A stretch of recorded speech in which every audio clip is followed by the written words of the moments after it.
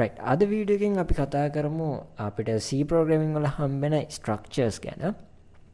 අපි බලමු structures වල කොහොමද අපි structures program එක යොදාගන්නේ සහ මොකක්ද ඒකේ වැදගත්කම කියලා. right එතකොට channel එකට subscribe කරලා වීඩියෝ එක like කරලා like එකකුත් දාන්න. right අපි බලමු අද වීඩියෝ එකට ගිහිල්ලා. එතකොට මම මුලින් ෆයිල් එකක් හදාගත්තා අපේ dev C++ වල. ෆයිල් එක හදාගෙන මම මූලික දේවල් ටික ගහගත්තා අපි අනිවාර්යෙන් ගහන ටික. එතකොට ස්ට්‍රක්චර් එකක් යොදා ගන්න ඇත්තටම ස්ට්‍රක්චර් එකක් යොදා ගන්න මොකටද කියලා අපි ඉස්සෙල්ලා බලමු පොඩි සිනාරියෝ එකක්. right අපි හිතමු අපිට ළමයි කීප දෙනෙක් ඉන්නවා යාළුවගේ data's ඇතුළත් කරන්න ඕන. right එතකොට අපි හිතමු ළමයි කීප දෙනෙක් අපිට ඕන age එක ඒ වගේම birth year එක birth year එක right age එක birth year එක ඒ වගේම අපි හිතමු තව එයාගේ student ID එක student ID ඔය වගේ දේවල් කිහිපයක් අපිට ඇතුළත් කරන්න ඕනේ. කියන්නේ අපිට variables හදන්න ඕනේ කියමු ළමයි එක එක ළමයට specific. දැන් අපි ගාව හිතමු අපි ගාව ළමයි 10ක් ඉන්නවා. 10 දෙනාට එයාලගේ age birth years student IDs ඔක්කොම save කරලා තියාගන්න. අපිට variables හදන්න ගියොත් අපිට variables ගොඩක් හදන්න ඕනේ. දැන් ළමයි 10ක් ඉන්නවා නම් ওই තුන 10 තුනෙන් හරියම අපිට variables 30ක් හදන්න ඕනේ. ඒක practical මදිය අතන program එකකදී අපි දැන් මෙතන අපේ data type එක දාලා integer නම් data type එක integer දාලා age නම් ඒ විදිහට specific ළමයිගෙන් ළමයකට අපිට data types data variables හදන්න වෙන නිසා මෙලින් තියෙන data type එක අපි මම කිය variables හදන්න වෙන නිසා ඒක එච්චරම ගැලපෙන්නේ නැහැ. right ඒකට තමයි structures හඳුන්වලා දීලා තියෙන්නේ. ඒකට structures අපි use කරන්නේ මේ වගේ variables ගොඩක්. දැන් අපි හිතමු library එක books ගොඩක අපිට data ටිකක් ස්ටෝර් කරලා තියන්න ඕන. book ID එක book name එක author ගේ නම ඒ වගේ ගොඩාක් data අපි හිතමු සාමාන්‍ය books 100ක් තියෙනවා කියලා. ඒ 100 අර වගේ variables තුනක් නම් variables 300ක් save කරගන්න. ඒක practical නෑ අතරම. එහෙම අපිට එකකින් එක declare කරන්න බෑ. ඒක නිසා අපිට use කරන්න පුළුවන් මේ වගේ structures කියන method එක. right අපි බලමු කොහොමද මේක implement කරන්න කියලා. ඔය අර අපේ ළමයින්ගේ example එකට අපි ඒක ගමු. right හරි එතකොට මම මෙහෙම අපි මුලින්ම structure එකක් හදා ගන්නවා නම් ඔයාලා ලියන්න වෙනවා. මම මේක පොඩ්ඩක් zoom up කරන්නම්. right struct කියලා මුලින් ලියන්න ඕනේ. struct කියන්නේ ඒ keyword එක. right structure එකක් අපි හදන්න යන්නේ කියන අදහස තමයි දෙන්නේ. ඒ වගේම ඊට පස්සේ structure එකේ නම දෙන්න ඕන. අපි මෙතන දෙමු අපි students කියලා දෙමු. right students කියලා අපි name එක දෙමු. ඊට පස්සේ curly braces open කරන්න ඕන. right එතකොට දැන් ඔයාලා බලන්න ඇති මේක මම main function එක ඇතුළේ නෙමෙයි නෙවෙයි. හරියට හරි මේක main function එක ඇතුළේ නෙමෙයි එන්නේ. මොකද structures කියන එක main function එකේ එළියෙන් ඕන එකක්. හරිද? right ඊට පස්සේ දැන් students තමයි අපේ structure එකේ නම. අපි structure එකට මේක ඇතුළේ දෙන්න ඕනේ structure එකට අදාළව තියෙන variables. right අපි ගමු integer එකක් විදියට student ID එක student ID my student ID එකට අංක විතරක් දෙන්න නිසා integer එකක් විතර ගත්තා. right integer ඔයාලා name එක ගන්න පුළුවන්. මම මෙතන name එක ගන්න නැහැ. මම කරනවා age එක ගමු.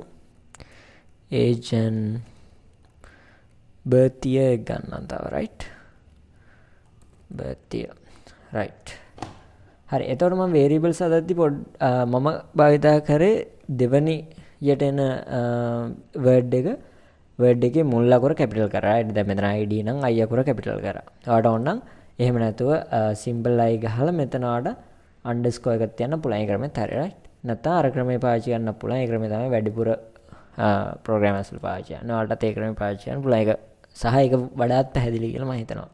හරිද? ඒතර birth year වලදිත් එහෙම තමයි. හරිද? right එතකොට structure එකේ අපිට අදාළ variables ටික අදාගත්තා. තව අපිට ඕන දැන් structure එකට අදාළ වෙන්නේ කවුද? දැන් ළමයි කවුද කියලා දාන්න ඕන මේක. හරිද? ඒක දාන්නේ මේ අන්තිම close වෙන curly braces එකේ එළියේ ඊට semicolon එකක් තියෙනවා. semicolon එකට කලින්. හරිද? අපි දාන්න ඕන දැන් අපි ළමයි දෙන්නෙක් ගමු. සමන් and නිමල් කියලා අපි ළමයි දෙන්නෙක් ගමු right. එතකොට මේ ළමයි දෙන්නගේ ඩේටාස් තමයි අපි ඇතුළත් කරන්න යන්නේ. ඔයාලට ඕන ළමයි 3 දෙනෙක් ගන්න පුළුවන්. කිසි ප්‍රශ්නයක් නැහැ. ඔතන දැන් ඔයාගේ ළමයි 10ක් නෑනේ ඉන්නේ. ওই ළමයි 10 දෙනාගේ නම් ටික ලියවනම් හරි. හරිද? right. ඊට පස්සේ අපිට මේ data දැන් වෙනම variables declare කරන්න ඕනේ නැහැ ආට main function එකේ. කෙලින්ම මේ data මේ structure එකට අදාළව data යොදා ගන්න පුළුවන්. හරිද? ඒක යොදාන්නේ කොහොමද කියලා අපි බලමු. එතකොට ආට කරන්න තියෙන්නේ අපිට අවශ්‍ය component එක කියන්නේ අපි හිතමු දැන් සමන් කියලා type කළා dot එකක් තිබ්බොත් ඔයාලට මෙතනින් පේනවා variables තුනක් ඇවිල්ලා තියෙනවා. හරිද? මේ variables තුන තමයි අපි මෙතනින් හදපු structure එකට අදාළ variables තුන. student id එක, birthday එක, age එක. ඔයාලට මෙතනින් ඕන එකක් තෝරන්න පුළුවන්. හරිද? මම ඉස්සෙල්ලා student id එක දෙන්න. student id equals අපි අක්කරයන්ක දෙමු 1000. right? ඒ වගේම ඔයාලට දෙන්න පුළුවන් යාගේ ඉතිරි විස්තර ටික මේ විදියට right. එතකොට ඒකේ වෙනස වෙන්නේ දැන් අපිට normally variable එකක් හදනකොට මෙහෙම dot එකක් use කරන්න බෑ. but මෙතන structures වලදී ඒ විදියට අර ලස්සන struct වෙලා තියෙන එක. එතකොට program එකට යම් structural ගතියක් එනවනේ program එකට right. ඊට පස්සේ අපි මෙයාගේ age එක දෙමු 20. then අපි ගමු යාගේ birth year එක 2004 right. ඔය විදිහට අපිට ගන්න පුළුවන්. හරිද? එතකොට අපිට ආයේ වෙනම variables හදන්න ඕන. දැන් මෙතන integer දදා අපිට variables වෙනම හදන්න අත්‍යවශ්‍ය නැහැ. මොකද අපි structure එකක් ඒකට හදාගෙන තියෙනවා right. හරි. එතකොට මම මෙතන spaces අයින් කරන්නම්. spaces මෙතන space එක තිබ්බට කමක් නැහැ. මේක අයින් කර. අතන උඩ එක අයින් කරාම right. ඊට පස්සේ අපිට නිමල්ගේක දාන්න පුළුවන්. නොදා ඉන්න පුළුවන් කිසි ප්‍රශ්නයක් නැහැ. අපි නිමල්ගේ එකක් දාමු right. නිමල්ගේ එකත් enter කරමු අපි. නිමල්ගේ student id එක අපි දෙමු 1001. නිමල් dot age එක දෙමු 21. Nimal dot birth year.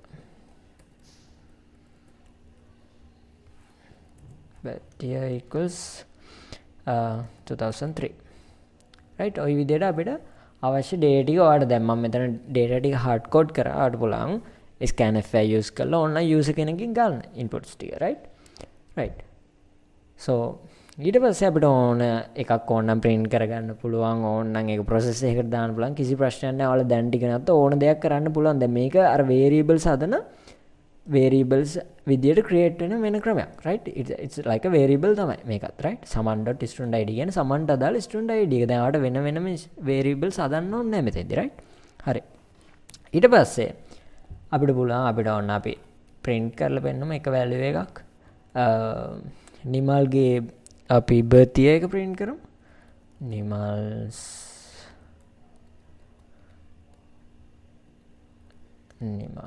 birth year right. percentile d දීලා දැන් මේ ඔයාලා දන්නවා. එතකොට අපේ variable එක වෙන්නේ Nimal dot birth year right. ඔය විදිහට තමයි එන්නේ. හරි. මම program එක compile කරනවා. මම කලින් program එක save කරගත්තා. compile and run දුන්නා right. නිමල්ස් birth year 2003 කියලා ඇවිල්ලා තියෙනවා right. හරි. එතකොට අර සාමාන්‍ය variable එකක් විදිහට මේක use කරන්න පුළුවන් right. මේක වෙනස තියෙන්නේ මේක well structured right. ඔයාලට variables ගොඩාක් ලියලිය දඟලන්න ඕනේ මේ විදිහට use කරන්න පුළුවන් right. ඊට පස්සේ ඔයාලට පුළුවන් තව check කරලා බලන්න. ඔයාලට පුළුවන් library එකට දාලා books වලට දාලා මේක හදන්න පුළුවන්. book author book name එක ඊට පස්සේ ඕන book quantity එක quantity කොච්චර ප්‍රමාණයක් books තියෙද කියලා ඒ වර්ගේ ඔයාලට ඕන මෙතන තව student කෙනෙක් add කරගන්න පුළුවන් right. අපි මෙතන පවන් ගියලා ඔයාලට ඒ විදිහට add කරගන්න පුළුවන්. ඊට පස්සේ ආගේ අදාළ data ටික main function එක ඇතුලේ දාන්න තියෙනවා right. ඒ විදිහට තමයි අනේ structures වල කතාව මහ දෙයක් නෑ. ඒක very simple කතාවක්.